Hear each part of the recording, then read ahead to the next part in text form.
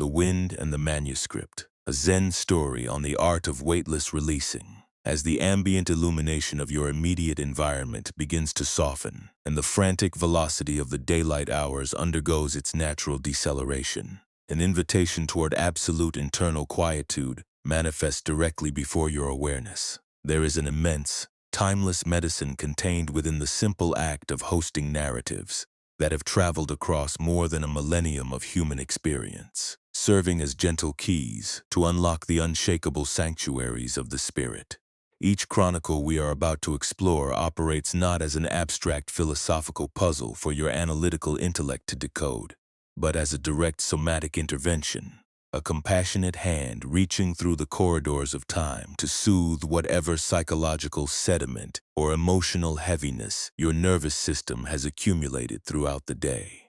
No matter where your physical frame is currently located within the vast geography of the world, whether you are resting within the geometric confines of a hyper-industrialized city apartment, while the metallic hum of traffic reverberates outside your window, or reclining in a quiet countryside dwelling where the acoustic patterns of nature provide a rhythmic lullaby, you are entirely safe, anchored, and permitted to let go of the stance of continuous performance. Allow your musculature to thoroughly remember the intrinsic goodness of unforced rest, letting the weight of your bones sink fully into the soft support beneath you as your respiration deepens, and these ancient tapestries of stillness gracefully unfold across your consciousness. Our initial exploration transports our awareness to a remote mountain sanctuary in ancient Japan, where a monk of profound diligence named Dogen dedicated the entirety of his physical existence to the preservation of sacred spiritual understandings. While many of his contemporaries confined their practice exclusively to the formal spaces of the meditation hall or the synchronized chanting of liturgical texts, Dogen experienced an unyielding internal calling to translate the living water of insight into the enduring matrix of written language. He recognized with absolute clarity that true wisdom must never be held as a private asset or an elite secret. It must flow outward like a mountain stream, reaching every single soul who thirsts for a release from the parameters of human isolation.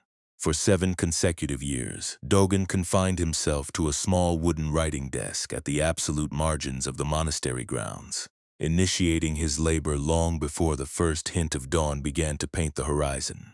While the rest of the community remained immersed in deep slumber, Dogen would strike a single flint, ignite the wick of a simple tallow candle, and carefully guide his bamboo brush across long sheets of immaculate rice paper, leaving behind elegant characters that captured the absolute depth of the transmissions he had received from his masters. Every single movement of his hand across those 7 years operated as an explicit act of deep somatic meditation, with each word chosen with the precise, unconditional care that a master gardener grants to the planting of rare seeds within an ancestral soil.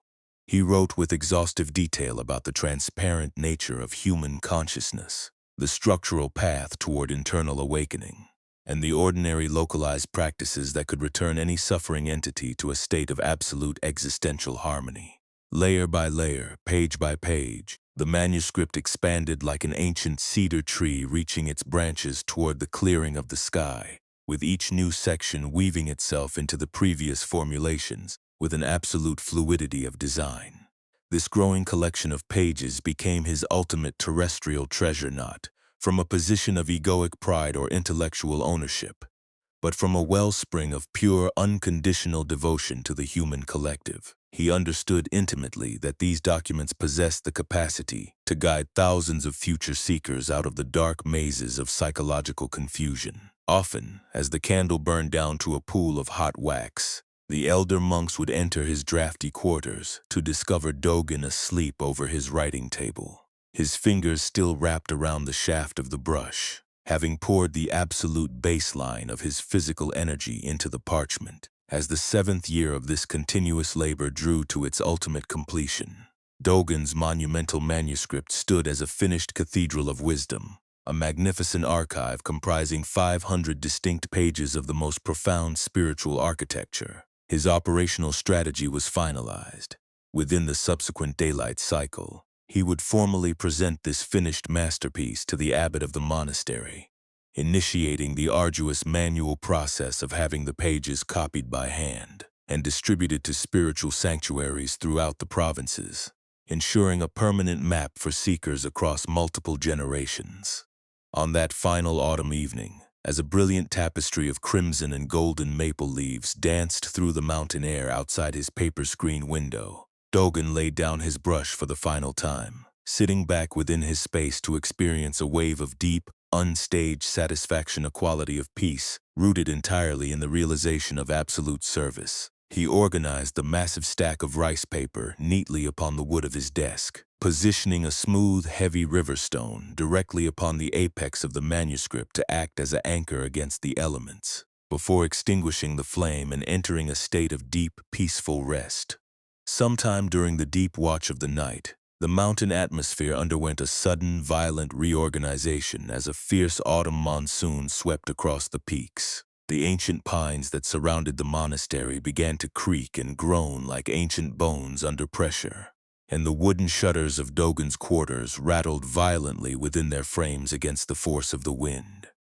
Dogen remained asleep, his nervous system completely resting in the absolute safety of his internal alignment, entirely unaware that the poor wooden latch of his western window was gradually yielding to the continuous impact of the storm. Suddenly, with a sharp fracture of splintering wood, the window burst entirely open, and an immense, high-velocity current of mountain air erupted into the dark room.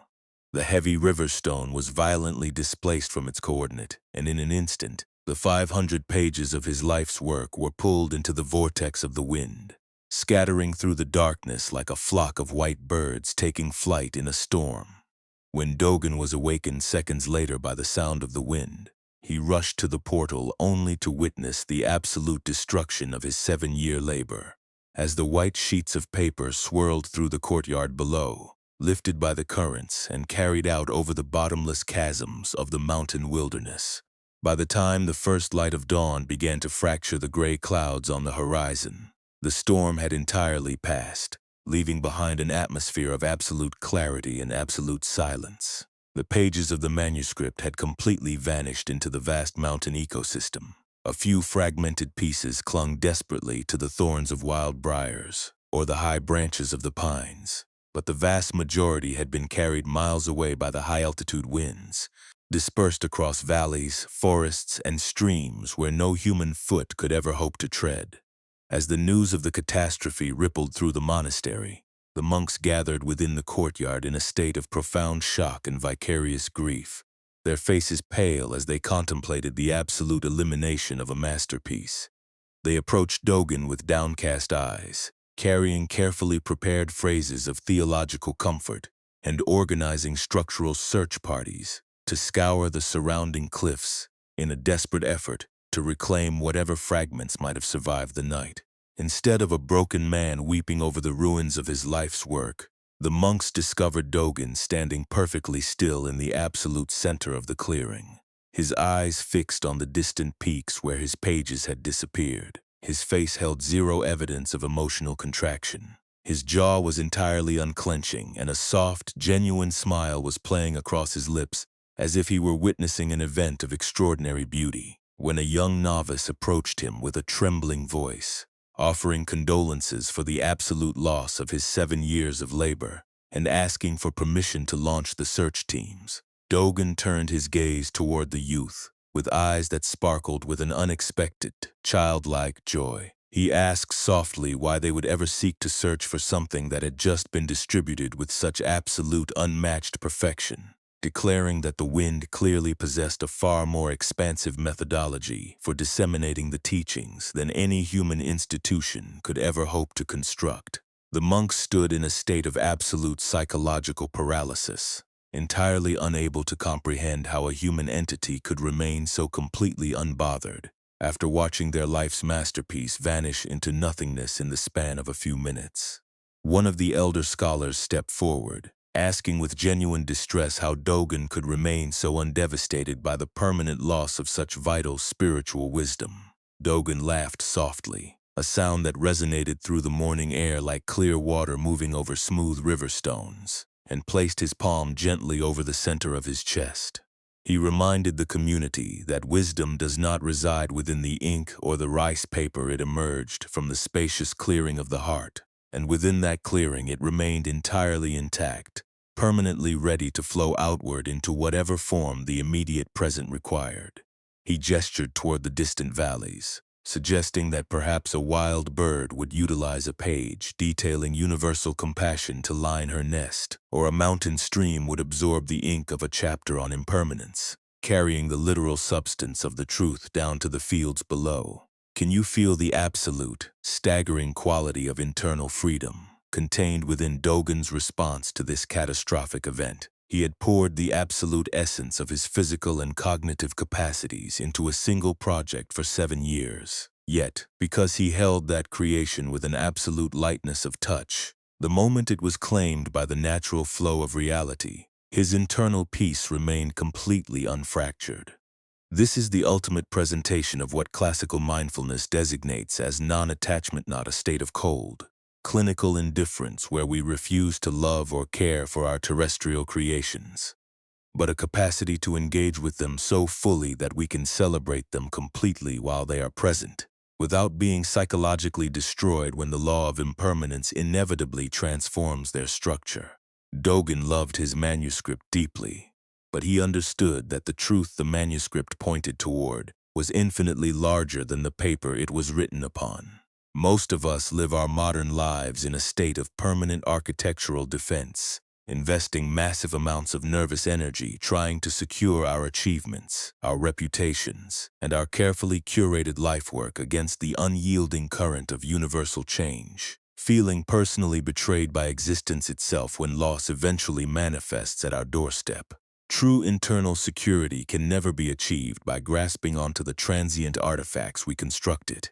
Is found exclusively by trusting our innate, continuous capacity to create anew within the absolute immediacy of each fresh moment. This internal freedom was mirrored with equal intensity within a crowded temple located in a bustling province of ancient China, where a Zen master named Bankei was transforming the spiritual landscape through his presentation of the unborn mind. Bankei possessed a complete disdain for the complex theological scholastics and severe, self-mortifying rituals that had colonized the spiritual paths of his era, choosing instead to point his students directly toward the natural, baseline awareness that operates as the birthright of every sentient being.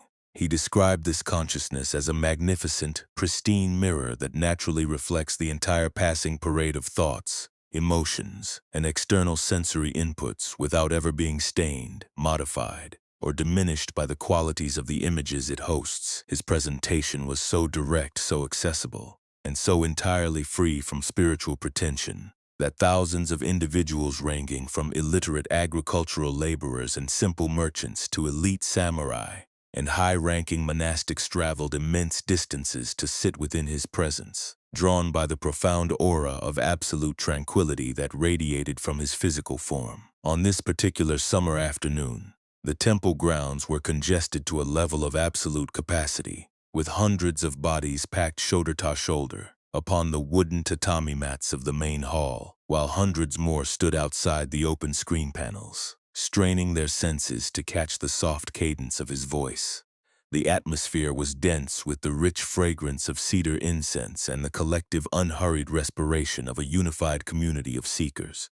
Bankei sat with perfect somatic alignment at the front of the pavilion, his voice moving through the space with the effortless fluidity of a light breeze, guiding the crowd to recognize the baseline of pure, awake presence that requires zero training or strategic effort to maintain.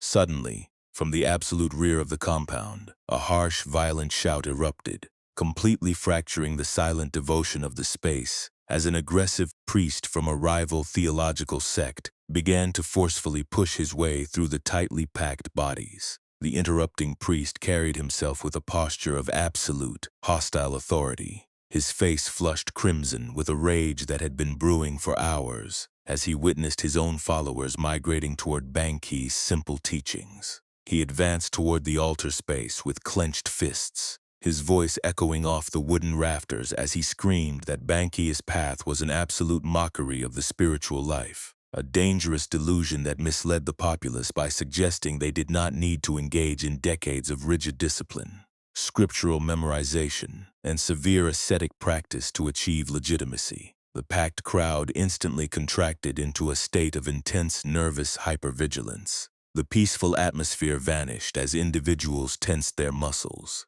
Children clutched the robes of their parents, and temple attendants looked around anxiously for structural guards to remove the aggressive intruder from the sacred precinct.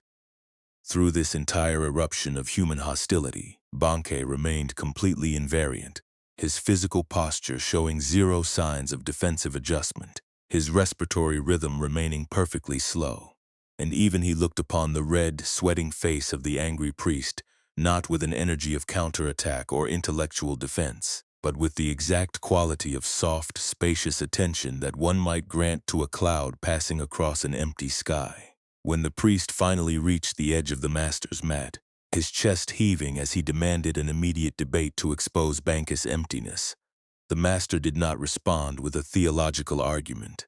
He looked into the furious eyes of the intruder and asked quietly, with a tone of pure, unstaged curiosity, precisely when this angry nature of his had become an intrinsic part of his spiritual path. The absolute simplicity of the question operated as an immediate psychological circuit breaker, landing inside the priest's awareness like a solid stone dropped into a mirror-calm pond. He opened his mouth to launch a fresh cascade of theological invective, but found himself entirely paralyzed by his own sudden self-awareness. He had been so thoroughly consumed by the momentum of his own righteous indignation that he had completely failed to notice the raw, destructive friction it was causing within his own nervous system. Bankei continued to speak in the same quiet, compassionate tone, reminding the priest and the entire assembled crowd that when we abandon the natural baseline of the unborn mind, we become completely lost in our own reactive emotions, mistaking our temporary thoughts about reality for the absolute truth of who we are. He pointed out that the silent, open awareness that was currently noticing the anger part of the priest's consciousness that was witnessing the heat in his chest and the thoughts in his head was not itself angry. It was perfectly calm, spacious, and entirely free from the disturbance it was hosting. In that exact clearing of time, the aggressive energy of the priest completely dissolved, his clenched fists uncurling as he experienced firsthand the absolute reality of the teaching he had arrived to destroy. He realized with a sudden, liberating flash of insight that he did not need to labor through decades of intellectual metrics to touch the peace of the Buddha. It was already fully operational within him, as the quiet observer of his own life. Slowly, with a posture of deep humility, the priest executed a full, unstaged bow toward Bankei, his voice dropping to a whisper as he expressed gratitude for being shown his original face before conditioning had covered it over, before quietly taking a seat on the wooden floor among the very peasants he had previously despised. Can you perceive the immense revolutionary power contained within this stance of absolute present-moment anchoring? Bankei did not achieve this resolution by constructing a rigid internal wall to keep the disruption out, or by engaging in an intense struggle to control the external environment. He simply remained so deeply rooted within the vast space of primary awareness that the hostility of the world could find no solid surface to strike against it, simply passed through his being, like wind moving through an open netting. Most of us live our modern lives in a state of permanent emotional vulnerability, allowing our entire internal climate to be dictated by the fluctuating behaviors, opinions, and unexpected disruptions of our daily environment. We allow a rude comment from a stranger or a sudden alteration in our professional schedules to completely bankrupt our internal peace, choosing to volunteer as victims of our own reactivity. True mindfulness is the gradual realization that the part of your consciousness that is currently noticing your stress is completely free from that stress, operating as an invariant, peaceful sky that remains perfectly clear regardless of the storms that traverse its expanse. This capacity to maintain an unfractured internal alignment in the face of absolute material destruction finds an unforgettable manifestation in the chronicle of a Zen master named Cian, who had dedicated 30 years of his terrestrial existence to the construction of a beautiful mountain temple complex. Every single wooden beam of the grand pavilions had been personally selected by Cian from ancient forests, chosen for the specific integrity of its grain. Every single rock within the flowing stone gardens had been positioned through hours of silent contemplation and deep alignment with the surrounding topography. It was widely considered the absolute physical masterpiece of the province, a majestic jewel nestled among ancient pine trees, where thousands of weary pilgrims traveled every year to wash the dust of secular worry from their spirits within the profound atmosphere of peace that resonated through its halls. The temple complex held priceless archives of sacred scrolls copied across centuries by devoted monastics, golden images of the Buddha that appeared to smile with an infinite internal compassion, and gardens where the subtle interplay of morning light and evening shadow operated as a continuous unstaged discourse on cosmic harmony. For Master Cian, this compound was not a mere collection of bricks and timber. It was the literal physical incarnation of 3 decades of continuous spiritual devotion, a material monument to the depth of his practice.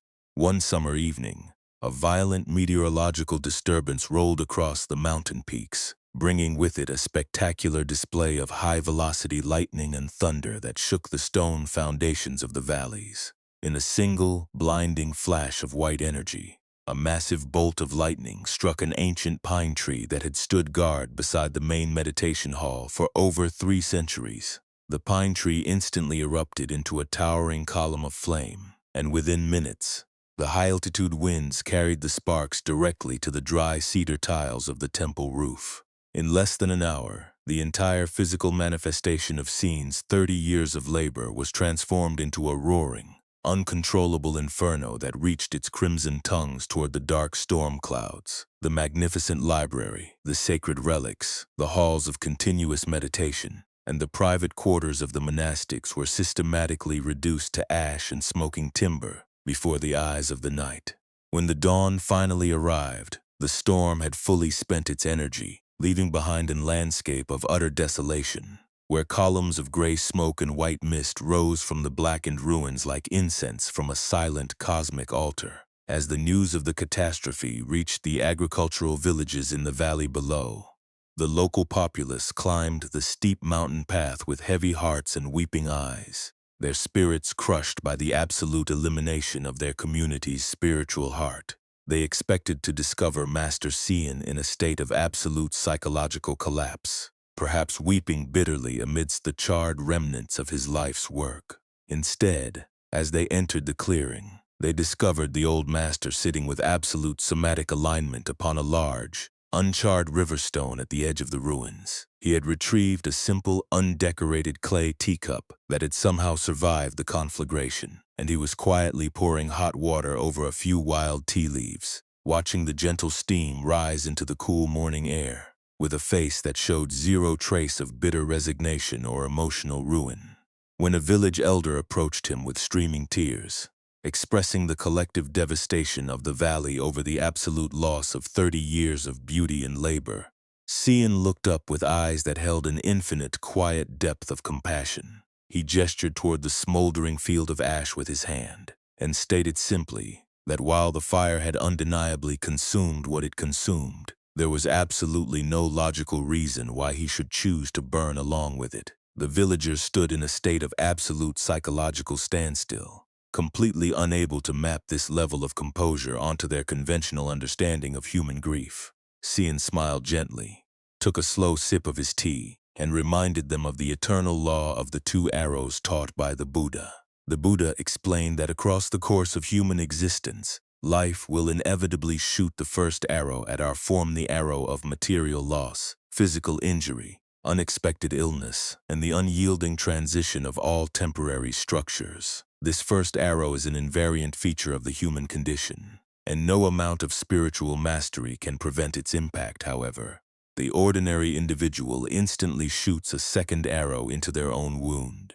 The arrow of bitter resentment, internal rage, narrative victimization, and the continuous mental rehearsal of how reality should have been configured differently. It is this second arrow, and this arrow alone, that converts the clean, natural pain of existence into the toxic, paralyzing sickness of psychological suffering. Master Cian had experienced the full impact of the first arrow. His physical temple was gone, a reality that induced a natural, clean sadness within his human heart. But he completely refused to shoot the second arrow into his own psyche. He refused to waste his vital internal energy raging against the lightning for being lightning, or condemning the fire for behaving in accordance with its thermodynamic nature, recognizing that to do so would be an act of absolute self-destruction. This absolute acceptance is entirely distinct from the states of passive indifference or cold numbness. Cian did not deny the beauty of what had been destroyed, nor did he pretend that the loss was insignificant. He met the immediate reality of his circumstances exactly as they were configured by the universe, finding a profound, unshakable peace not by attempting to manipulate his environment, but by radically transforming his internal relationship to the concept of loss. He recognized that the temple had executed its sacred function with total perfection for 30 years, providing shelter to thousands of seekers, and that its service was completely finalized the exact microsecond the fire began. To torture his own consciousness by demanding that the material timber exist for a single moment longer than it did would be an act of absolute illusion. Tonight, as you rest within the quiet harbor of this immediate clearing, allow the wisdom of the two arrows to deeply saturate the tissues of your awareness. Scan the landscape of your memory and notice how many second arrows you are currently hosting within your own hearthau. Many modern traffic delays, professional cancellations, or imperfect communications you have converted into burning coals of chronic stress simply because your mind refuses to accept reality as it has already occurred. Like Master Cian sitting amidst the smoking ashes with his simple clay cup, you can choose to stop feeding the flames of your own resistance, lay down your bow, and rest in the vast, undisturbed peace of the present. This capacity to step out of the frantic metric structures of our culture and align ourselves with the slower, more organic rhythms of the universe is beautifully illuminated within the chronicle of a monk named Jashu, whose spiritual evolution serves as a profound monument to the power of unhurried growth. When Jashu initially arrived at the gates of Master Nansen's monastery with empty hands and a beginner's heart, he had already reached the advanced biological age of 60 years old. Within the social architecture of his era, an individual of 6 decades was universally considered an elder, a person who should be securely established within their worldly achievements, sharing wisdom with the younger generation, rather than subverting their status to become a novice student alongside young boys. The younger novices within the compound whispered continuously behind his back, mocking his gray hair and his wrinkled skin, wondering aloud why this old man had arrived so late to the path, and suggesting that he must be driven by deep desperation or psychological confusion to initiate a spiritual practice at an age when most men were preparing for their eventual demise. But Jashu paid absolute zero attention to the whispers of the expert minds around him.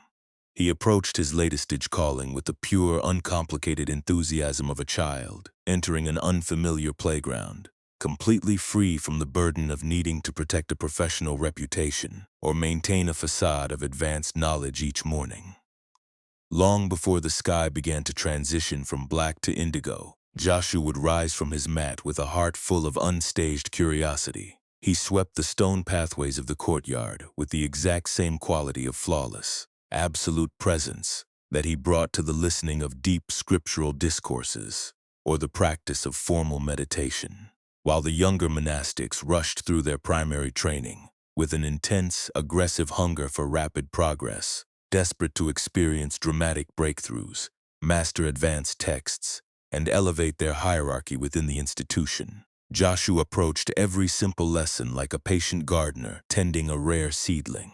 He possessed an intuitive understanding that true wisdom, like a rich topsoil, cannot be manufactured through intensity or speed. It demands the slow, unhurried accumulation of time and continuous presence to develop its ultimate depth and fertility. Decades passed across the monastery, and Jashu remained firmly anchored within his role as a humble student, entirely content to watch his peers graduate to lead their own affluent temples throughout the provinces.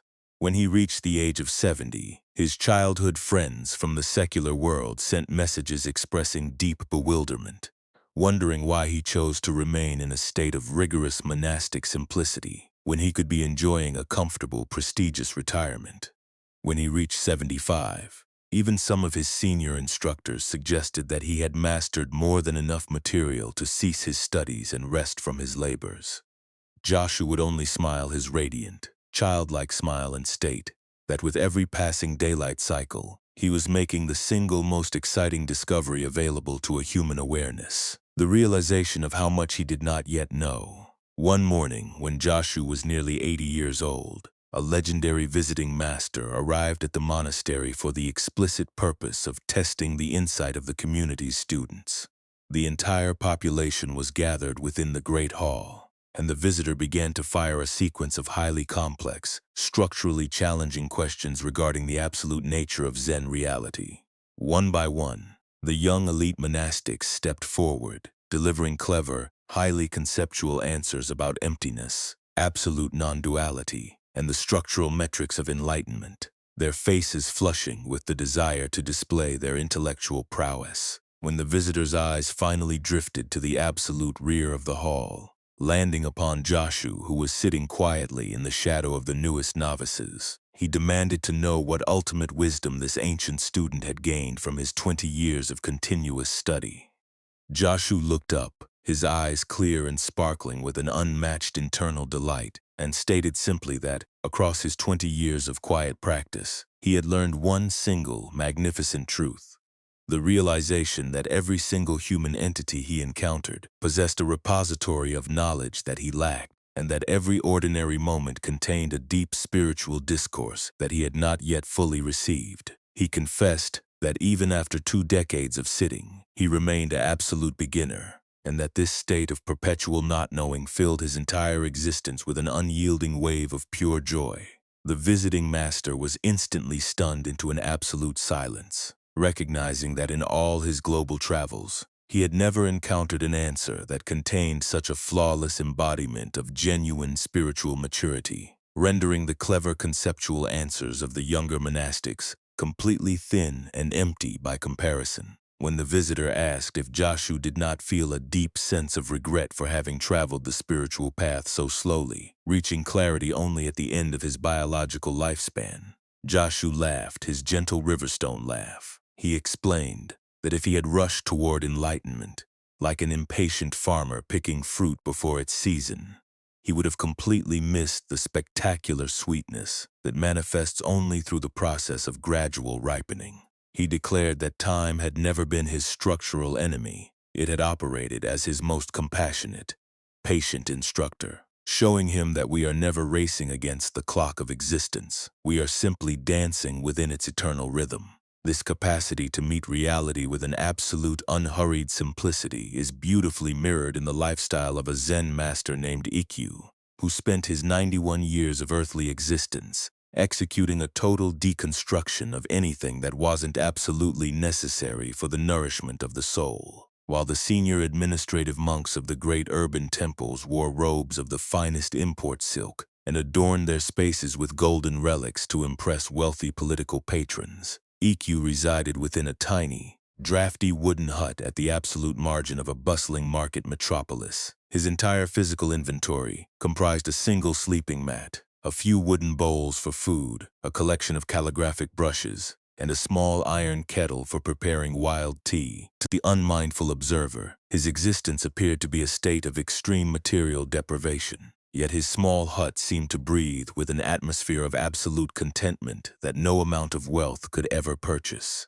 Ikkyu had been raised within the walls of the imperial palace, surrounded by the absolute apex of luxury, political power, and rigid court ceremony. He understood intimately the immense, exhausting psychological currency required to maintain public appearances, to perform status symbols, and to manage a curated image for the eyes of an external audience. He had walked away from that world because he identified it as an artificial poverty, a golden cage that systematically starves the human consciousness of its capacity for authentic, unmediated presence. One spring afternoon, an imperial courier arrived at Ikkyu's humble garden, bearing an elegant scroll sealed with the emperor's private gold insignia. The ruler was organizing a grand state banquet to honor the absolute most respected spiritual dignitaries of the realm, and Ikkyu was commanded to join the elite assembly at the palace, where rare delicacies and grand entertainment would be displayed. Ikkyu accepted the scroll with a polite bow, completely free from any surge of pride or excitement. The thought of entering the rigid, performative spaces of the court held zero attraction for his spirit. But he recognized that a flat refusal might bring unnecessary political complications to his community, so he resolved to attend the event as a simple witness. The following evening, Ikkyu emerged from his hut to walk toward the palace gates, choosing to wear the exact same clothes he utilized for his daily gardening. Long hours of meditation, and ordinary life, a simple faded brown robe patched in dozens of locations with mismatched thread. His feet were strapped into plain straw sandals, and he carried nothing but a small woven bag containing a few dried tea leaves. When his fragile, white-haired form arrived at the primary gates of the imperial palace, where lines of affluent dignitaries were arriving in gold-trimmed carriages, the palace guards looked upon his faded robe with deep suspicion and immediate disdain, assuming him to be a confused beggar from the urban slums who had wandered into the royal precinct. The guards stepped forward with raised spears, informing him with cold authority that the primary entrance was reserved exclusively for the honored guests of the emperor, and instructing him to move his presence around to the rear servants' entrance if he was seeking scraps from the kitchen. Ikkyu smiled his mischievous, childlike smile, bowed politely to the guards without uttering a single word of defense or explanation, and calmly walked away from the gates, leaving the soldiers completely certain they had successfully eliminated an annoyance. An hour later, an extraordinary figure approached the exact same palace checkpoint. The man moved with a slow, theatrical dignity, wearing a magnificent ceremonial robe composed of the heaviest import silk, embroidered with brilliant golden threads that caught the light of the oil lamps like a field of stars. The sleeves of the garment were so long and voluminous they appeared to float around his arms like clouds. A jeweled hat sat with absolute symmetry upon his head, and his fingers were adorned with precious ceremonial rings. The guards instantly dropped their spears and executed a full synchronized prostration upon the stone ground, their voices trembling with respect as they welcomed this magnificent master and escorted him through the grand corridors directly to the head of the imperial banquet hall. Inside the grand chamber, hundreds of elite guests sat upon silk cushions around low tables laden with the absolute apex of culinary luxury. Golden vessels were filled with delicacies from the absolute margins of the empire, while lines of court servants moved with silent grace, pouring rare vintage wines into jade cups. The emperor sat upon a raised dais, surrounded by his ministers, his face radiant as he looked upon this gathering of spiritual authority. Ikkyu was seated in a primary coordinate of honor, where the exquisite quality of his borrowed robes could be properly admired by the surrounding dignitaries. As the feast commenced, servants placed an array of steaming delicacies before Ikkyu's table. But instead of lifting the food to his mouth, the old master began to execute an astonishing ritual that pulled the attention of the entire room. He dipped his calligraphic brush into the soups and began to paint the rich liquids directly onto the golden embroidery of his sleeves. He took pieces of rare fish and carefully rubbed them into the fine silk weave of his collar, and positioned portions of rice inside the folds of his jeweled belt, leaning over to whisper clearly to the fabric, "Please consume this wonderful food, my dear robes. This magnificent banquet was explicitly designed for your appreciation, so you must ensure you do not leave this table hungry." The surrounding guests stared in a state of absolute paralyzed bewilderment, whispering frantically among themselves that the old master had clearly suffered a catastrophic neurological collapse in his advanced age. The emperor sat in a state of deep embarrassment, watching his fine silks being systematically saturated with grease and broth. Finally, a senior minister leaned across the space and asked with a trembling voice why the master was choosing to feed his garments instead of consuming the imperial offerings himself. Ikkyu looked up, his eyes bright with an absolute, unclouded clarity, and explained that when he had arrived at the gate earlier in his simple human clothes, he was rejected as a piece of refuse, But when he returned wrapped inside this borrowed finery, he was treated with the highest honor. Therefore, he concluded with absolute logical precision. It was undeniably the robes that had been invited to the banquet, not the human entity residing within them. A profound, suffocating silence instantly dropped across the grand hall as his words penetrated the consciousness of the assembly, stripping away the entire matrix of courtly pretension with the velocity of a lightning bolt.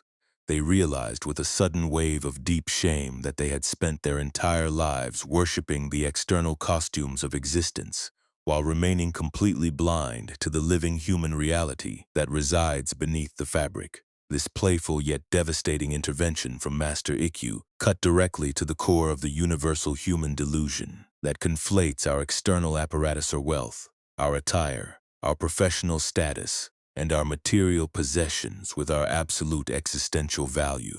We live within a contemporary society that operates precisely like that imperial court, continuously screening individuals through the lens of their metrics, their consumer choices, and their public facades, completely missing the pristine clearing of pure awareness that constitutes the actual substance of every human soul. Tonight, as you let go of the day's performative demands, allow the faded gardening robe of EQ to become your ultimate spiritual armor. Recognize that your baseline legitimacy as a living entity can never be elevated by the acquisition of more elaborate finery, nor can it be diminished by the absolute simplicity of your unstaged presence. Step entirely out of the market of public valuation, fold up your borrowed robes of social status, and rest deeply in the unvarnished wealth of your own immediate aliveness.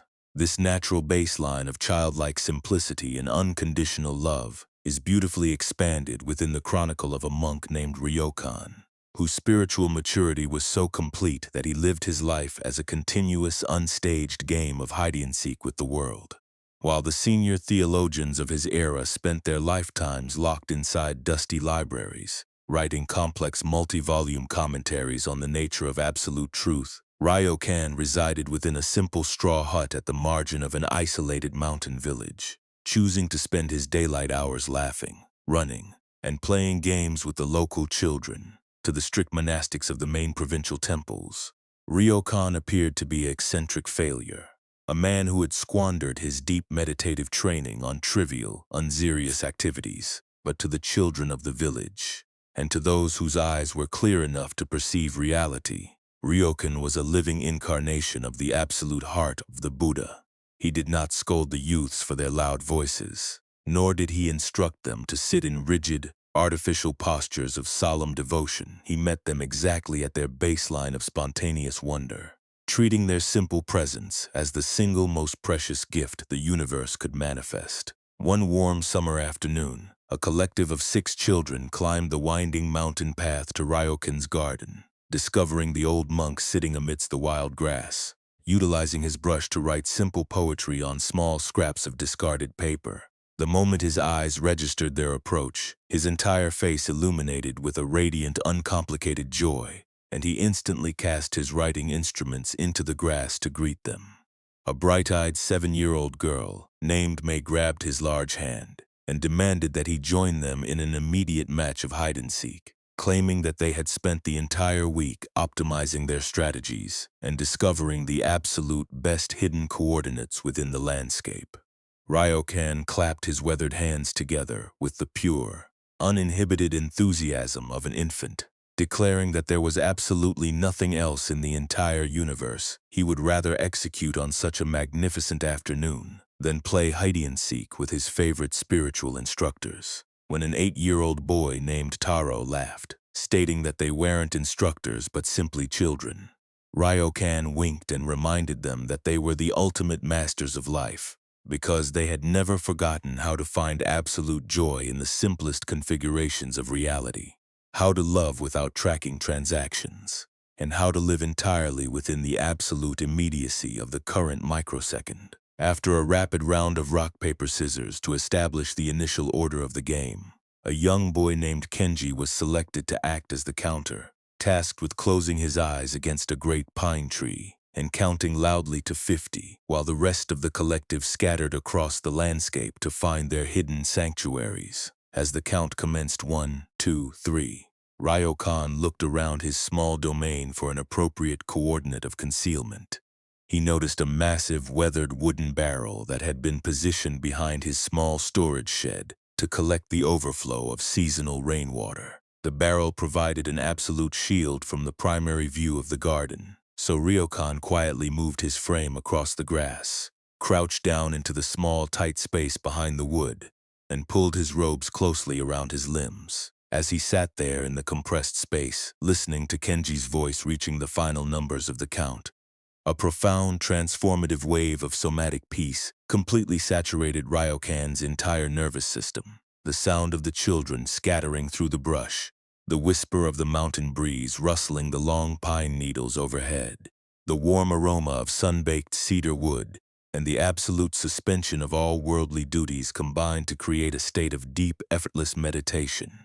Time began to lose its linear, chronological structure. The boundary lines between his internal awareness and the external landscape began to completely evaporate into a single, continuous experience of pure being. Soon, the silence of the mountain was broken by the excited calls of Kenji, initiating his search, followed rapidly by the delighted shrieks of discovery as the children were systematically caught in their hiding locations.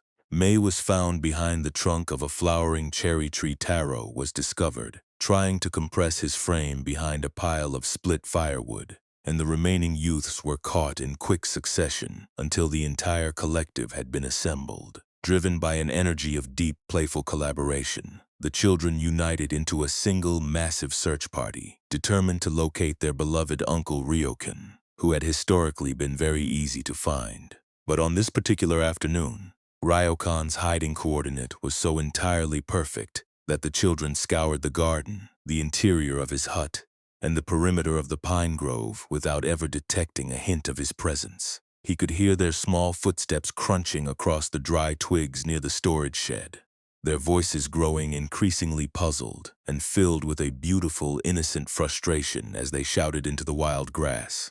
"Uncle Ryokan, where have you gone? We give up our search. You are the absolute winner of the game. Please come out now so we can walk down the mountain." Yet, Ryokan remained completely motionless within his hiding place, not from a stubborn desire to secure a victory or prove his proficiency at a children's game, but because his consciousness had slipped into a state of samadhi so profound, so luminous, and so entirely content that the boundary of his personal identity had completely dropped away. He was no longer a monk hiding behind a rainwater barrel. He was the ancient wood of the shed. He was the rising scent of the damp earth. He was the distant hum of the village below. And he was the absolute space of the mountain itself. The children's voices began to drift into the background of reality, sounding like the distant chirping of birds across a wide canyon. As the late afternoon sun began its slow descent behind the western peaks, painting the sky in long bands of violet, crimson, and deep indigo light, the atmosphere of the mountain grew increasingly cool. The parents of the children began to project their voices from the valley below, commanding their little ones to return to their households for their evening meals. Reluctantly, assuming that their uncle Ryokan had simply played a trick on them and quietly entered his hut to sleep, the children abandoned the search and skipped down the mountain path, their laughter gradually fading into the vast silence of the evening.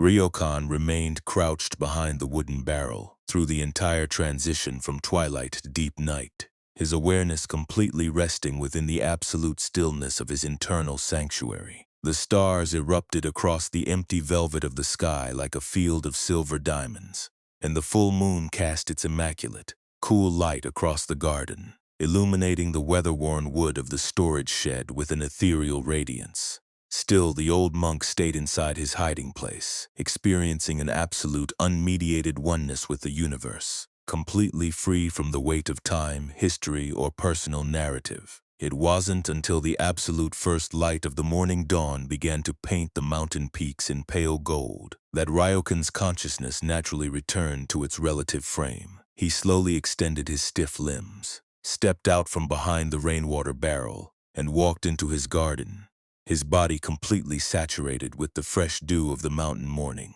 He had spent the entire night in hiding, completely transformed by the realization that in his absolute efforts to conceal his form from the children, he had discovered the ultimate concealment, the capacity of the human spirit to hide away from the noise of the world and rest entirely within the spacious presence of love.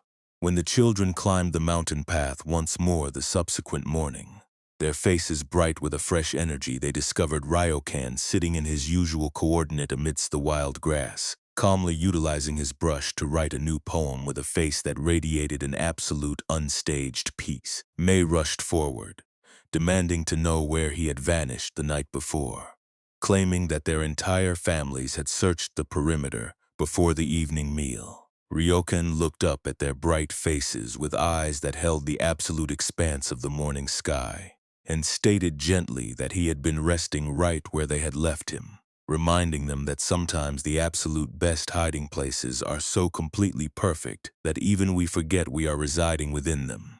Can you perceive the absolute, boundless current of compassion that defined Ryokan's entire relationship with existence? His willingness to spend an entire night compressed behind a wooden rainwater barrel was not an act of madness or eccentric stubbornness. It was the natural presentation of a heart that had become so thoroughly hollowed out of egoic pride that it could find the absolute fullness of enlightenment within a children's game. He understood that love is not a transaction we execute to secure validation. It is the very substance of our original nature, permanently waiting to flow outward into whatever channel the immediate present manifests. Tonight, as you lay down your adult armor and prepare your nervous system for deep, restorative sleep, allow the rainwater barrel of Ryokan to become your absolute sanctuary. Recognize that you do not need to perform a serious, complicated version of your identity to be legitimate in the eyes of the universe. Let go of your sophisticated strategies. Step out of the market of serious adult problems. Curl your awareness tightly within the soft support of this immediate clearing, and permit yourself to be perfectly, beautifully hidden from the noise of the world. This radical capacity to discover the absolute apex of spiritual truth within the absolute ordinary fabric of daily existence is displayed with unyielding clarity within the chronicle of a Zen master named Dongshan, who possessed a unique gift for shattering the intellectual mazes of his students through the application of absolute, unvarnished reality. Dongshan's monastery was nestled within a valley of rolling agricultural hills, where the monastics supported their contemplative existence through the honest, physical labor of cultivating the land and processing raw flax into simple utility fabric for the surrounding villages. For Dongshan, there existed zero structural divide between the sacred silence of the meditation hall and the manual execution of daily labor. He could be found every morning working shoulder to shoulder with his disciples, whether they were plunging their hands into the mud to plant rice seedlings, clearing weeds from the vegetable terraces, or operating the heavy wooden balance scales within the processing rooms. He moved through these ordinary physical tasks with the exact same quality of absolute, luminous attention that he brought to the teaching of deep texts, demonstrating through the vocabulary of his movements that every localized microsecond of existence is an immediate portal into the heart of reality.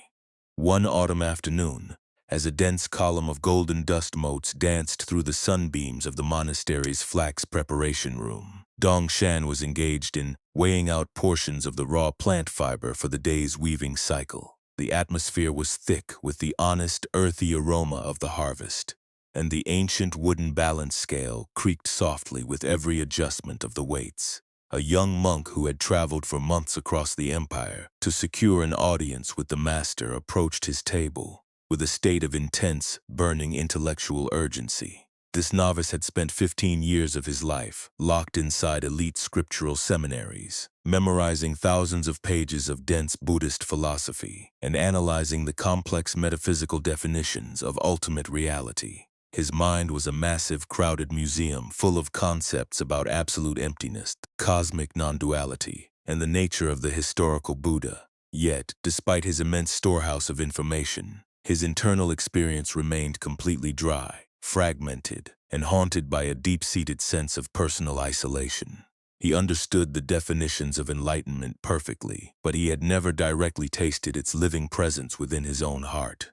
He bowed deeply before Dongshan, his voice vibrating with a high-stakes philosophical tension as he stated that he had read across all the sacred texts that every single object and entity in existence possesses Buddha nature, that everything is a direct expression of the ultimate, non-dual source of life. He looked upon the old master with an intense desperation and cried out that, despite all his studies, he remained entirely unable to comprehend what this truth actually meant within his immediate experience, demanding to know what the Buddha really is beneath all the complex concepts of the scholars. Dongshan did not pause his manual labor, nor did he adopt a stylized posture of spiritual depth. He adjusted a bundle of the raw, fibrous plant material upon the wooden tray of the scale, watched the metal pointer settle into perfect, invariant equilibrium, and stated with an absolute, matter-of-fact simplicity, 3 pounds of flax. The young novice stood in a state of absolute, paralyzed psychological shock,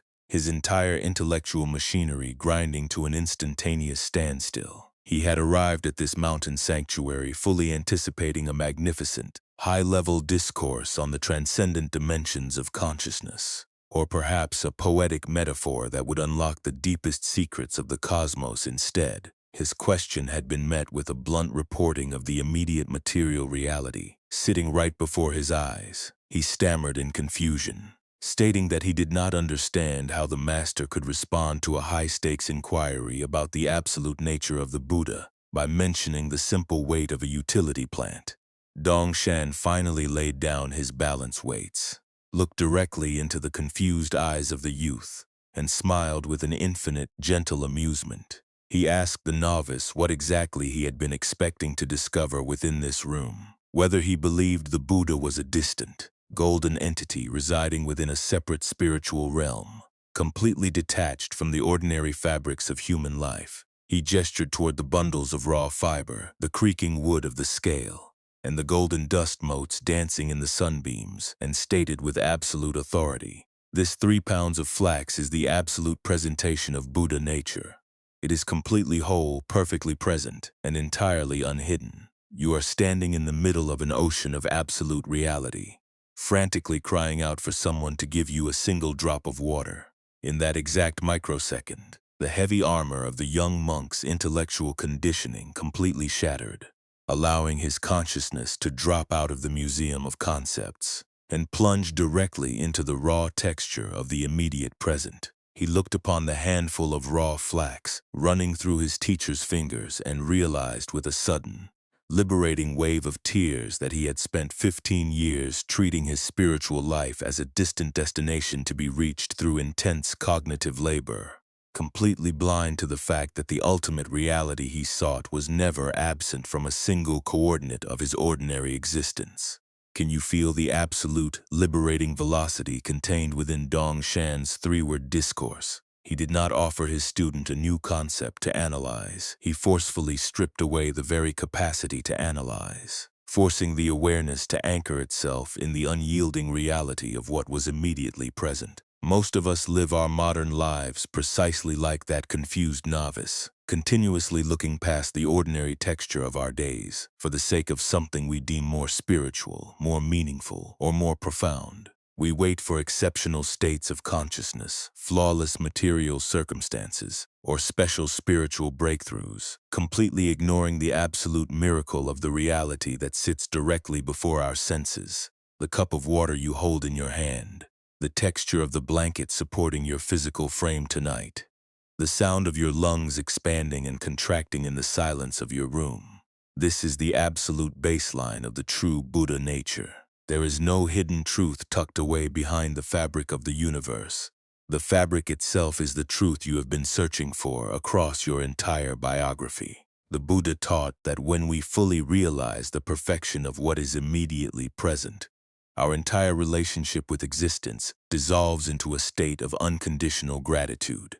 Let go of your exhausting efforts to decode the mysteries of your life tonight.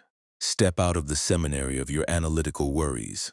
Look upon the ordinary reality of this immediate clearing, and rest deeply in the understanding that you are already standing within the absolute center of everything you have ever sought. This radical dissolution of the seeking mind is brought to its ultimate psychological completion within the chronicle of a master named Huang Po, whose direct, uncompromising approach to the mind operated precisely like an architectural demolition of the egoic structure. Huang Po's mountain sanctuary attracted the absolute most intense spiritual seekers from across the empire, individuals who had spent decades traveling between different monasteries, mastering complex yogic disciplines, and subjecting their bodies to intense self-mortification to secure the prize of spiritual illumination. One spring morning, a monk named Weiyan arrived at the monastery gate after walking for 3 continuous months across dangerous mountain passes and fractured valleys. His feet were covered in deep blisters, his robes were shredded by the element, and his face carried the burning, hyper-focused intensity of an individual who had completely converted his existence into a high-stakes mission to achieve enlightenment.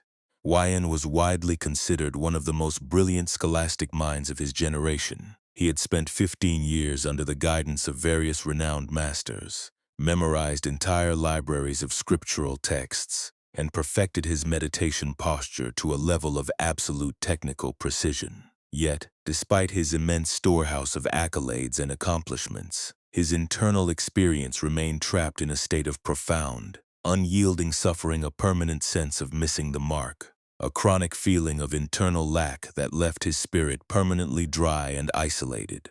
When he was finally granted a private audience within Huang Po's austere chamber, Weiyan executed a full prostration upon the stone floor, laid out his impressive spiritual credentials, and cried out with a voice that trembled with an intense, existential desperation. "Venerable teacher, I have completely exhausted my physical and cognitive reserves. I have spent 15 years practicing the most advanced disciplines and studying with the greatest minds, yet I remain as lost, angry, and divided as the day I initiated my path. Please, I implore you, show me the absolute way to achieve enlightenment." Huang Po sat upon his mat like a massive, unmoving mountain, looking down upon this frantic, exhausted seeker with eyes that seemed to instantly see through all the layers of his spiritual achievements to the raw, wounded core of his egoic structure.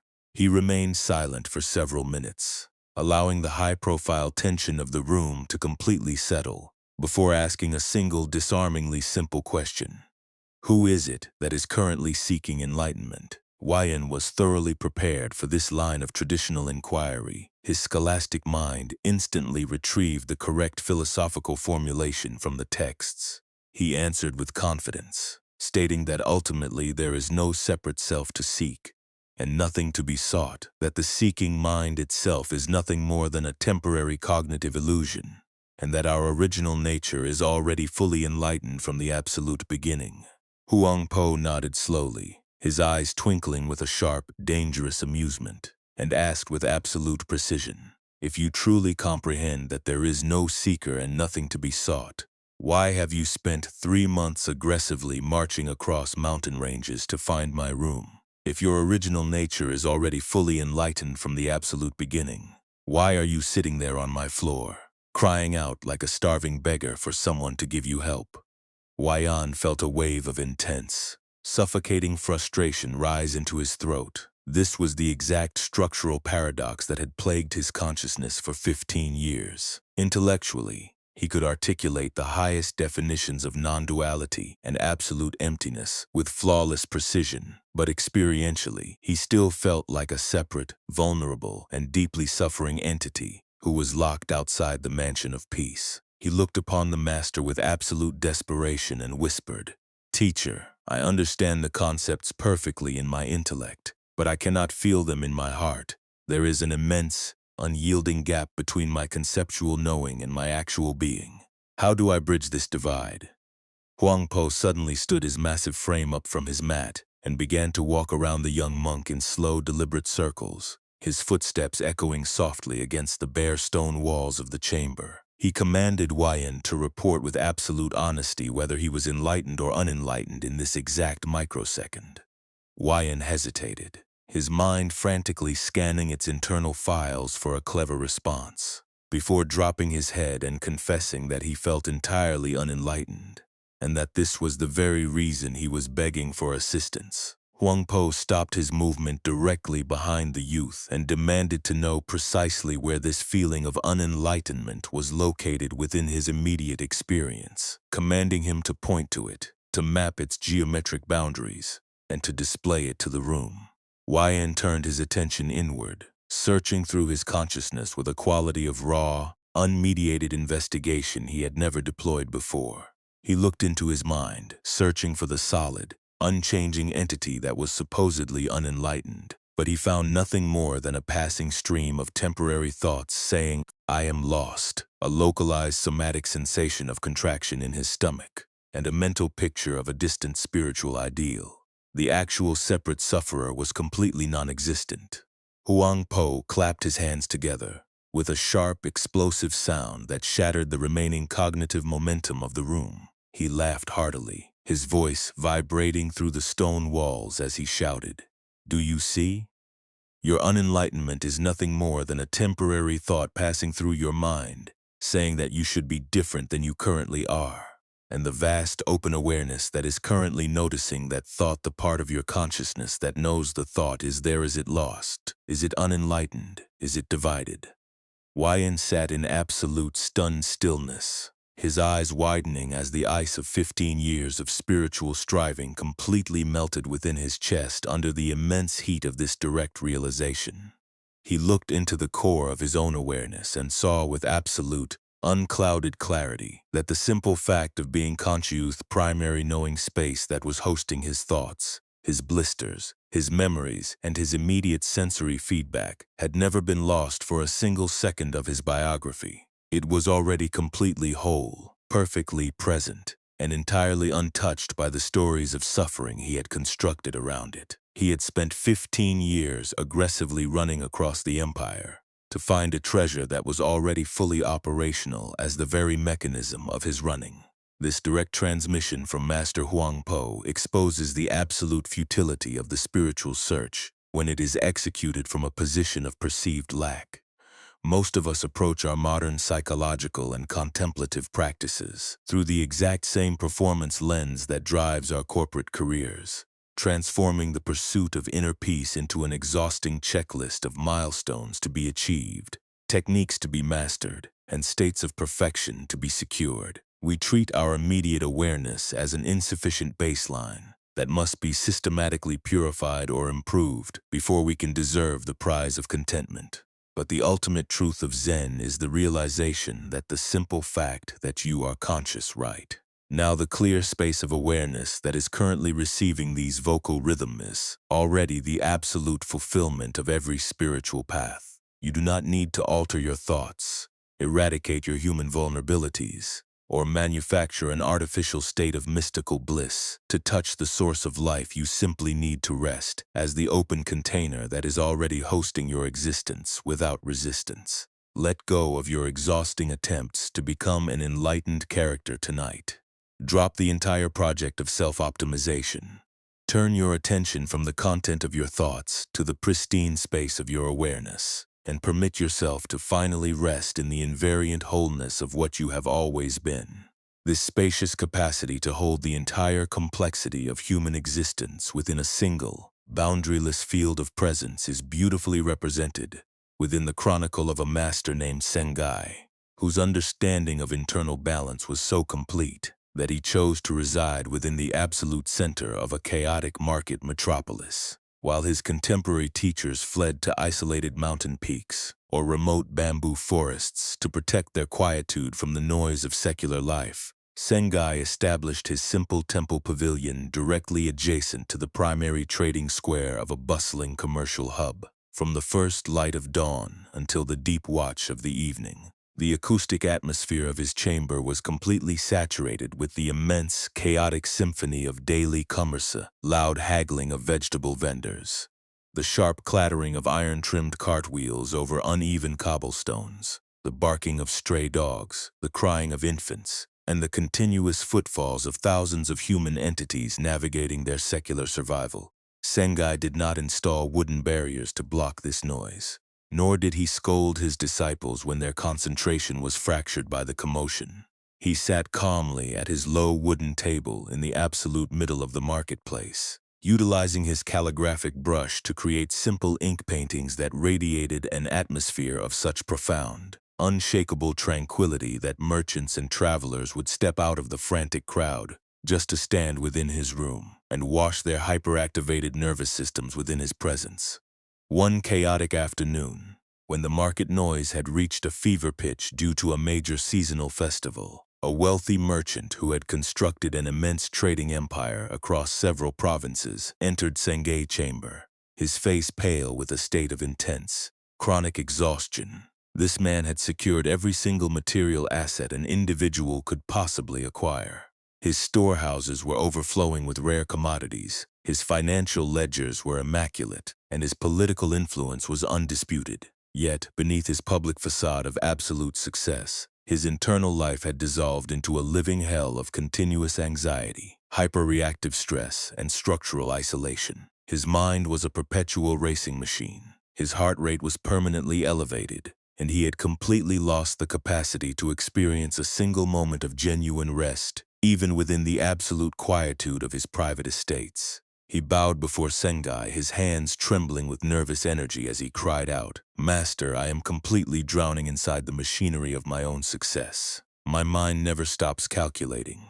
My chest feels permanently constricted by worry, and I cannot find a single drop of peace anywhere in my existence. Please, I implore you, teach me the secret of your internal balance. How do you remain so perfectly calm and unbothered while the absolute chaos of the marketplace is screaming directly outside your window?" Sengai listened to the merchant's desperate outpour with a face of absolute, unstaged softness, his hand continuing to slowly grind his inkstone against the dark slate block, completely unmoved by a loud verbal argument that was currently erupting between two horse traders directly beneath his pavilion. He did not deliver an intellectual discourse on the philosophy of detachment.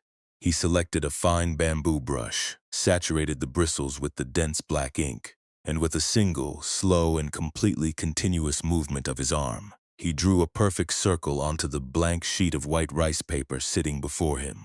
The circle Enso was executed with an absolute fluid precision. It was neither too thick nor too thin. Its edges carried the natural, raw texture of the brush hairs, and it sat upon the paper with a presence that seemed to instantly ground the entire energetic atmosphere of the chamber. As the merchant watched the brush complete the loop, a sudden, unexpected wave of absolute stillness dropped across his hyperactivated consciousness. For the first time in several years, his analytical mind ceased its internal monologue, completely captured by the immaculate simplicity of the painted form. When the ink had settled into the paper, Sengai laid down his brush, pointed his finger toward the circle, and stated quietly, "There is the absolute secret of the peace you have traveled to find." The merchant stared at the paper in deep bewilderment, his analytical intellect quickly recovering its momentum as it began to evaluate the image. He stated with a tone of disappointment that it appeared to be nothing more than an ordinary ink circle, demanding to know how a simple geometric shape could possibly protect his mind from the immense pressures of his corporate empire and the chaotic noise of the marketplace. Sengai gestured toward the open windows where the sounds of the shouting vendors and clattering carts were still fully audible, and then pointed back to the white paper. He explained that most human beings hold a completely incorrect definition of peace, operating under the illusion that tranquility can only exist when all external noise, all professional problems, and all life's disturbances have been systematically eliminated from their environment. They spend their entire biographies frantically trying to control their circumstances, building walls to keep reality out, and running toward quiet retreats to secure a fleeting sensation of calm. But true peace, Sengai stated with a voice of unyielding clarity, is not the absolute absence of noise. It is the realization of the vast space of awareness that is large enough to hold all the noise of the universe without being restricted by any of it. Look upon this circle. The market noise is here. Your corporate anxieties are here. The chaos of the world is present across its perimeter. Yet the circle itself remains perfectly still, spacious, open, and entirely unmoved by the contents it encapsulates. You do not need to run away from your marketplace to find peace. You need to recognize that you are the vast, boundaryless circle of awareness in which both the marketplace and the meditation hall are currently appearing and disappearing. The merchant sat in absolute, silent reflection for several minutes, allowing the visual and somatic reality of the teaching to deeply saturate the layers of his consciousness. He looked upon the painted circle, and then shifted his attention to the interior of his own skin, realizing with a sudden wave of deep relief that the intense racing of his thoughts and the tight constriction in his chest did not mean he was broken or locked outside of peace. They were merely the temporary, turbulent weather patterns occurring across the perimeter of his experience, while the core of his being, the vast sky of awareness that was hosting the stress, remained as perfectly quiet, spacious, and unshattered as Senge circle. This capacity to hold the entire complexity of our daily lives within a non-demanding container of absolute presence is the supreme technology of human emotional resilience. Most of us spend our modern existence in a state of permanent war with our immediate environment, allowing our entire internal baseline to be dictated by whether our circumstances conform to our rigid definitions of comfort and quietude. We become completely agitated by a crying infant on an airplane, an unexpected interruption in our workspace, or the low-grade chaos of a domestic household, choosing to perceive these natural movements of reality as direct personal assaults upon our well-being. But when you ground your identity within the vast circle of pure awareness, you completely transcend the need for perfect external conditions. You recognize that you don't need to quiet the waves of the ocean. To access the deep stillness of the depths, you simply need to drop your attention down into the spacious knowing field that holds the waves without resistance. Let go of your exhausting efforts to control the circumference of your life tonight. Step out of the fortress of your defensive preferences. Expand the perimeter of your awareness to unconditionally hold everything that is currently passing through your experience, and rest deeply in the unshakable tranquility of the circle you already are. This liberation from the performance paradigm is beautifully brought into a contemporary context within the chronicle of a master named Suzuki Roshi, who arrived in California during the mid-20th century to transmit the ancient methodologies of meditation to a generation of Western students who had been thoroughly conditioned by the metrics of absolute achievement. These students were the elite products of a highly competitive, industrialized education and corporate system. They approached the practice of meditation with the exact same aggressive intensity that had driven their academic and commercial success. They arrived at the meditation hall equipped with dense notebooks, extensive libraries of translation texts, and an unyielding desire to master the techniques with absolute efficiency, desperate to secure the prize of enlightenment as if it were a prestigious corporate promotion. They continually approached Suzuki Roshi, demanding to know if their posture was configured correctly, asking for precise benchmarks to evaluate their daily progress, and seeking advanced, esoteric methodologies that would accelerate their journey towards spiritual breakthrough. They wanted to know the rules of the game, how to eliminate distraction with absolute force, and how long they would need to labor upon the cushions to graduate from the rank of a beginner to the status of an enlightened expert. They turned the meditation hall into another high-stakes corporate workspace, their minds constantly vibrating with the fear of failure and the anxiety of evaluation. Suzuki Roshi watched this display of cultural conditioning with an infinite soft amusement, choosing to deliver a teaching that completely upended their entire understanding of progress. He focused his most intense, compassionate attention upon the complete beginners, individuals who arrived at the hall with zero knowledge of Buddhist philosophy, who couldn't maintain the lotus posture for 3 minutes, and who confessed with absolute humility that they were completely lost and confused by the practice. To the students who had spent years practicing complex disciplines and could debate dense texts with immense pride, Suzuki Roshi appeared almost entirely indifferent. choosing to routinely bypass their clever insights to celebrate the raw simplicity of the newcomers. One evening, a highly analytical law student named David, who had been practicing with intense military fidelity for 6 months, approached the master in a state of deep, unyielding frustration. David had organized his meditation practice through a meticulous tracking sheet, sitting for exactly 45 minutes every morning, reading 3 pages of Zen literature every evening, and aggressively attempting to suppress every single wandering thought that surfaced within his consciousness. Yet, despite his absolute discipline, his mind remained an absolute racing machine. His body felt tight and exhausted, and he had never experienced a single flash of the cosmic bliss or absolute stillness described in the books. He sat before Suzuki Roshi and cried out with a voice full of bitter self-criticism. "Roshi, I am completely failing at this practice. I have maintained absolute discipline for 6 months, but my mind is still a chaotic mess of distractions. My legs ache, and I cannot achieve a state of true peace. I am making zero progress, and I feel like I am completely wasting my time because I don't know how to do this correctly." Suzuki Roshi looked upon the tight, stressed face of the young attorney with eyes full of a radiant warmth, and asked softly how his meditation had been during his very first week at the hall. Before he had read a single text or memorized the instructions, David thought back to those initial sessions and admitted with a self-deprecating laugh that it had been an absolute disaster, had been completely clueless. His mind was spinning out of control, his body was restless, and he had zero expectations or criteria about what was supposed to happen, because he knew absolutely nothing about Zen.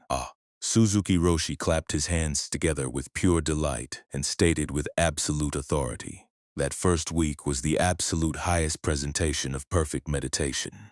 You had perfect beginner's mind. You arrived here with an empty cup, completely open to whatever reality chose to manifest, free from the burden of comparison, and entirely detached from the illusion of progress. You simply sat down and allowed your life to be exactly what it was in that moment, without trying to optimize it or convert it into an achievement." David stared at his teacher, his legal intellect completely paralyzed by the paradox. He asked how a state of total confusion and ignorance could possibly be superior to 6 months of dedicated, highly disciplined practice. Suzuki Roshi leaned forward and explained that the moment an individual thinks they are an expert, their mind becomes completely closed to the infinite reality of the immediate present. They become locked inside their rigid criteria of what should be happening, continuously measuring their current experience against an idealized memory or a future goal, and judging themselves or their environment as a constant failure. Their expert mind becomes a thick wall of conceptual concrete that completely isolates them from the living water of the present.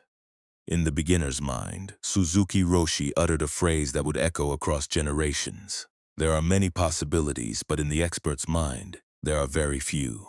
The true purpose of our practice is not to build up an elite identity as an experienced meditator who can control their thoughts through force. The purpose is to systematically unlearn everything you think you know, so that you can return to that pristine state of open wonder, that beautiful don't-know mind that is completely available to meet each fresh breath as if it were an entirely unprecedented event in the history of the cosmos." This direct instruction from Suzuki Roshi completely dismantles the chronic performance anxiety that infects our modern psychological lives. We live within a culture that demands we maintain permanent expertise across all domains of our existence, forcing us to act as the omniscient managers of our careers, our families, and our personal growth. We carry this exhausting weight into our quiet moments, transforming even our attempts at relaxation into another arena of self-judgment, continuously worrying about whether we are breathing deeply enough, relaxing efficiently enough, or managing our stress correctly. But the ultimate medicine of beginner's mind is the recognition that you don't need to be an expert at being alive. You simply need to be available for the immediate texture of your experience with a quality of raw, uncomplicated curiosity. This breath you are drawing into your lungs in this exact microsecond has never occurred before. It carries a completely unique temperature, a distinct depth, and an unprecedented somatic feedback. You do not need 20 years of meditative training to touch its liberating power. You simply need to drop your expert ideas about relaxation. Approach this single inhalation with the empty cup of a child discovering their senses for the first time, and allow yourself to dissolve into the fresh, unstaged wonder of the immediate now. This absolute surrender to the ordinariness of reality is brought to its historical peak within the Chronicle of Dogen during his period of residency within the Grand Tiantong Monastery of ancient China.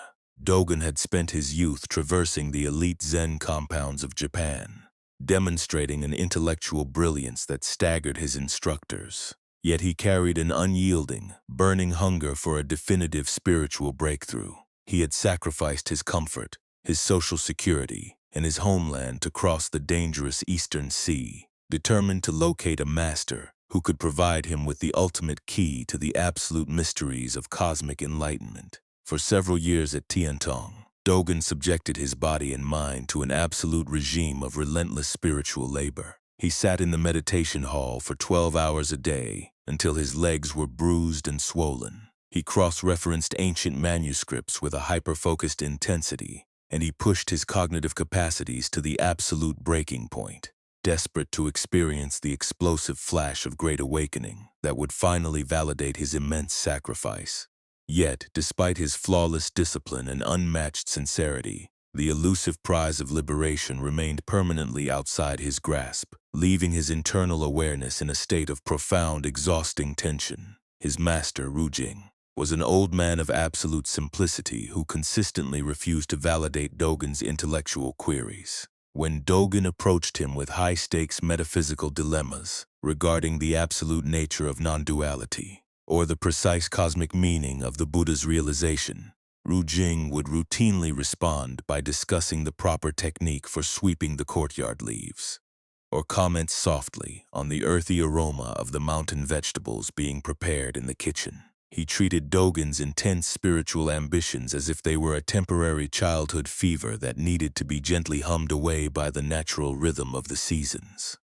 One morning, after an exceptionally long, grueling night of continuous sitting meditation, Dogen remained alone upon his round cushion within the grand hall as the rest of the community filed out to initiate their agricultural duties. His entire physical frame was screaming with stiff pain. His spine was heavy with exhaustion, and his spirit felt entirely crushed by a wave of absolute defeat. He sat there staring fixedly at the rough wood of the floorboards, tears of absolute frustration welling in his eyes as he recognized that after years of crossing oceans and enduring severe discipline, he was no closer to touching the cosmic breakthrough of the Buddha than the day he had initiated his journey.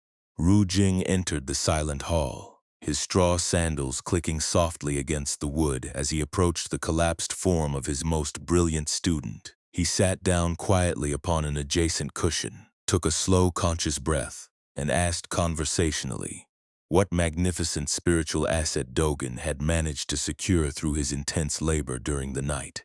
Dogen looked upon his master with a face lined with deep lines of existential fatigue and stated with absolute bitter honesty that he had accomplished absolutely nothing. He confessed that he had just sat there for 12 hours while his mind wandered through memories. His knees burned with physical torment, and his consciousness remained entirely dark, free from a single flash of insight or mystical vision, declaring that he had wasted another night of his precious life. Rujing nodded slowly with a face that radiated an absolute, profound satisfaction and stated that this was an extraordinary accomplishment. He leaned over, looked into Dogen's exhausted face, and asked with an absolute matter-of-fact simplicity precisely what had transpired to his eyes during his long night of sitting. Dogen blinked in deep bewilderment, completely unsighted by the bizarre question, and responded that absolutely nothing had happened to his eyes. They had simply remained in their natural, horizontal orientation across his face. Rujing smiled his radiant, ancient smile and demanded to know what had occurred to his nose during the same interval. Dogen felt a surge of absolute irritation at what appeared to be a ridiculous joke, stating that his nose had obviously remained in its permanent, vertical alignment down the center of his face exactly as it had been since his birth. Wonderful, Jing clapped his hands together with pure, unmitigated joy and shouted into the empty hall. You have finally solved the absolute mystery of the universe. You have thoroughly discovered that your eyes are horizontal and your nose is vertical. There is zero distance between your ordinary reality and the highest enlightenment of the historical Buddha. You have crossed vast oceans and subjected your body to severe torment, frantically looking for a special, extraordinary, and mystical state of consciousness, completely blind to the fact that the absolute truth of existence is this very ordinary reality that you keep dismissing as an insufficient baseline. In that exact microsecond, the dense conceptual scaffolding that had locked Dogen's awareness inside a permanent state of high stakes, striving completely collapsed into a state of absolute, weightless clearing. He looked upon his master, looked upon his own painful knees, looked upon the rough grain of the wooden floorboards, and realized with an immense, liberating wave of laughter that he did not need to achieve an extraordinary transformation to embody the Buddha nature. The simple fact of his ordinary existence, horizontal eyes, his vertical nose, his imperfect mind, and his sore muscles was already the absolute presentation of the cosmic source, sitting as him without a single fragment missing. This structural realization became the foundation for his revolutionary teaching of Shikantazathi practice, of just sitting. He instructed his students to completely abandon the performance paradigm of using meditation as a technical workspace to secure a future breakthrough, inviting them to sit upon the cushion for the exclusive purpose of expressing the enlightenment that is already fully operational within their biology from the absolute beginning. You do not sit to become a Buddha, you sit because a Buddha naturally sits, allowing your physical form and your immediate awareness to be exactly what they are in this microsecond, completely free from the internal project of self-optimization. Tonight, as your physical body prepares to dissolve into the absolute rest of sleep, let the horizontal eyes and vertical nose of Dogen become your ultimate existential refuge. Recognize with absolute clarity that there is no spiritual ladder you need to climb, no emotional perfection you need to secure, and no special state of consciousness you need to manufacture to be completely right with the universe. Lay down your exhausting strategies of self-improvement.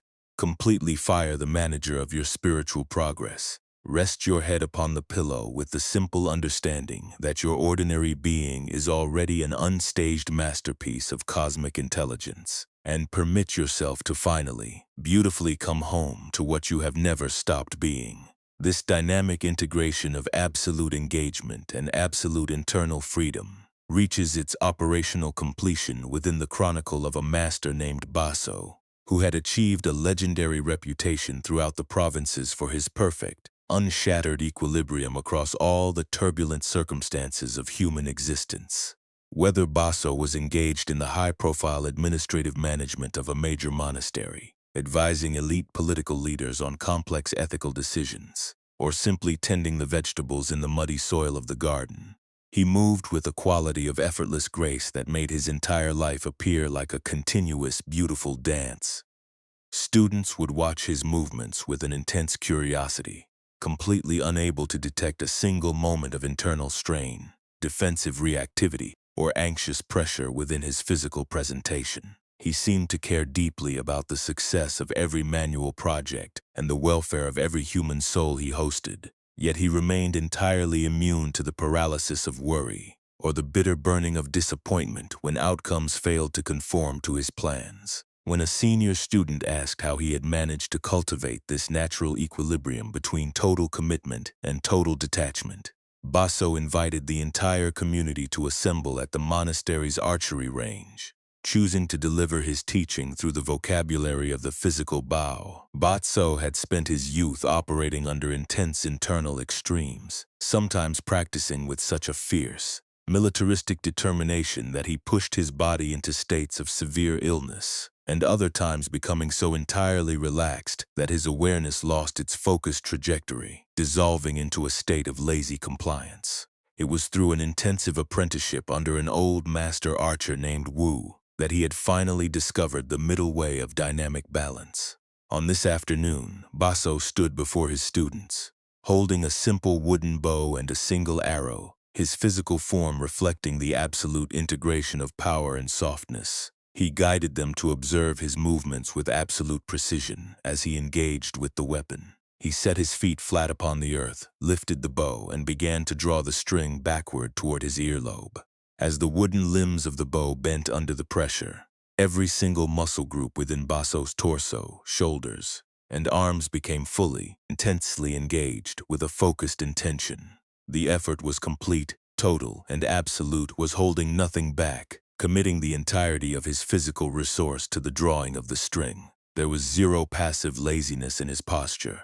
But the moment the draw reached its absolute maximum tension, at the exact microsecond where an ordinary archer would experience an intense contraction of anxiety about hitting the distant target, Basso's face remained completely relaxed, his eyes soft and luminous. When the moment of release arrived, his fingers simply opened like flower petals naturally unfolding under the influence of the morning sun. He did not push the string. He did not force the arrow. And he did not launch the projectile through an act of aggressive willpower. The arrow simply released itself from his hand, flying with a flawless, silent trajectory through the air until it struck the absolute center of the target with a soft, clean sound that emerged directly from the quietude of the field. Basso lowered his bow, turned his gaze toward his silent students, and explained that most human beings spend their biographies trapped inside a false dichotomy, believing that they must choose between the extreme of aggressive forcing or the extreme of passive indifference. When they care about a project, a relationship, or a material goal, they grip the string with such intense desperation, such profound anxiety about the outcome, that their entire internal landscape becomes a rigid, knotted fist of stress, completely destroying their capacity for effective action. If they attempt to practice letting go, they often slide into a state of lazy apathy, dropping the bow altogether and refusing to invest their vital energy into the world. But the true middle way, Basso uttered his voice of unyielding clarity, is the capacity to be an absolute master of both the drawing and the releasing simultaneously. You must give the totality of your focused effort, your deep care, and your human commitment to the immediate action of drawing your bow in the present moment. But the exact second the arrow leaves your hand, you must completely let go of any attachment to where it lands. The effort belongs entirely to you. The outcome belongs entirely to the natural flow of the universe. This is not a lukewarm compromise between hot and cold. It is a dynamic balance that empowers you to engage wholeheartedly with the theater of life, while maintaining an invariant, unshattered freedom within your own heart. This direct transmission from Master Basso provides the ultimate operational map for navigating the complex demands of our contemporary adult lives. We live within an environment that continuously demands our full commitment. We must manage our professional responsibilities, nurture our relationships, and care for our health. But because we have never been taught the art of weightless releasing, we carry our goals with a quality of desperate grasping, transforming our daily tasks into a permanent state of psychological survival, and feeling personally shattered when the arrows of our efforts fail to hit the center of our desired targets. The wisdom of the bow reminds us that we can care deeply without becoming dependent on outcomes for our fundamental sense of worth. We can pursue our dreams with an absolute, towering intensity while maintaining a soft, open space in our hearts that is perfectly prepared to accept whatever reality chooses to manifest. Tonight, as you bring your awareness back to the immediate coordinate of your room, let the bow of Basso become your ultimate symbol of internal balance. Look back upon the day that has just concluded and recognize that you have already executed the drawing of your bow across your hours. You have sent your arrows of action out into the world. Now, in this quiet watch of the evening, you possess zero functional capacity to control where those arrows land. Release your grip completely. Let your fingers open like flower petals. Withdraw your anxious attention from tomorrow's targets. Drop your entire frame into the soft, undemanding support of this mattress, and permit your consciousness to rest deeply in the elegant clarity of the middle way, as these 13 ancient tapestries of absolute stillness weave their final threads across the matrix of your awareness. Notice the profound, systemic transformation that has transpired within the climate of your inner world.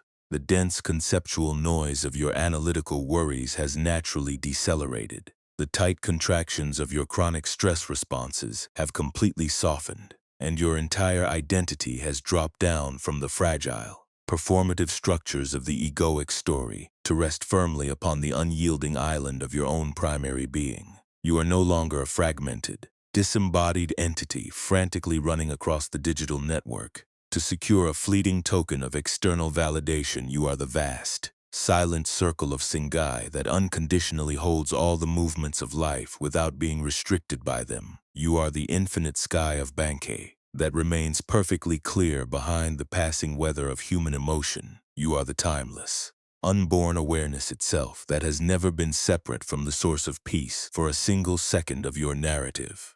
Allow the gentle, invariant rhythm of your breathing to become your permanent sanctuary throughout the dark watch of the night, knowing with an absolute, unclouded certainty that you contain within your own immediate biology everything required to touch absolute freedom, unconditional safety, and deep restorative joy.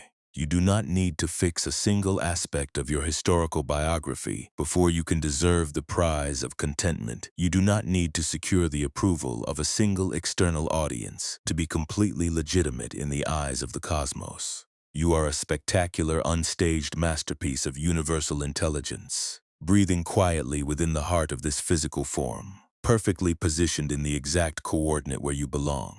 Let your eyes remain soft. Let your heart expand to wrap its arms around your entire human experience with infinite tenderness and slide gracefully into the deep, luminous ocean of sleep, completely secure in the understanding that you are whole, you are free, and you are finally beautifully home. Rest here in the absolute peace that was never disturbed.